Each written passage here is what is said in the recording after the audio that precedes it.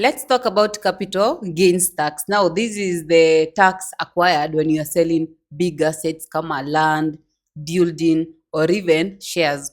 Since 2015 to up to 2022, CGT, now the capital gains tax, was about 5%. But now since 2023 up to the current year, we are talking about 15%. We've had a raise of 10% in terms of the CGT tax. Few cases where this tax is exempted. Now, the exceptions zinakujanga kama first, you are maybe it's an inheritance ama you are gifting someone from your family. Now that one you basically come off as tax exempted.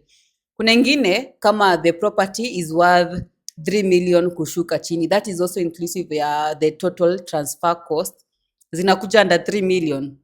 Hapo you are tax exempted. Kuna where if the land you are transferring has been your primary residency for more than 3 years, you automatically become tax exempted. There is also in the case where it's a company owned kama property deal ama now it belongs to a company. Sasa sema Bibora Properties Limited has bought a property say in Kilimambogo, in somewhere in Juja Farm, or rather in any other area.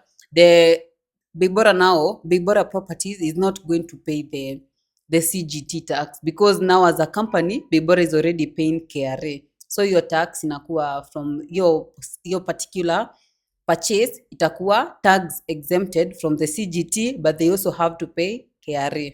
And also in the case where you are buying land or where the transfer is happening, where you are selling land is outside the gazetted municipality, then you automatically become tax exempted. And there's also a way you can cheat the system. You see now easy cost kama the legal fees, survey fees, hizo fencing, unaweza sema you did a few development, umekuwa ukilima huko, you have been developing the place, now wanaweza minus hizo and your tax itakuwa itarudi kidogo because the CGT is not the entire revenue now from, if you're selling the land for 10 million na maybe ulinunua 1 million, wanatoa kwanza, there are few things that they exclude, ndio sasa wanachukua only from the revenue, yani the profits alone from the assets, not zero at inclusive of the buying price when you bought it, then the legal fees, the transfer fees, the survey fees. No, they only take the profits generated from that particular sale, especially kwa hawa watu wa buying and holding.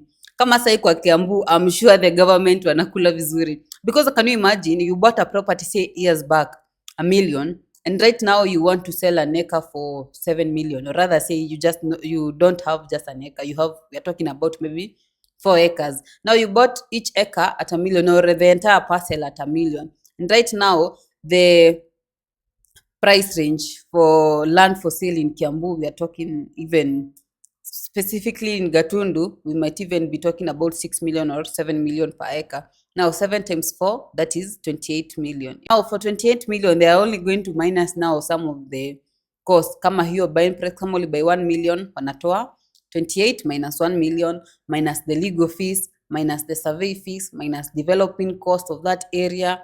Hiyo now akisha minus sote vitu tudogo, the rest yenye imebaki, now the profits made, now they take 15% of that. Can you imagine? And just a few years ago it ilikuwa 5%. Right now we are talking 15. By the time tunafika 2030 2040 itakuwa even maybe say 25%, who knows. But yeah, that's just about it. I thought you should know about the capital gains tax. Bye.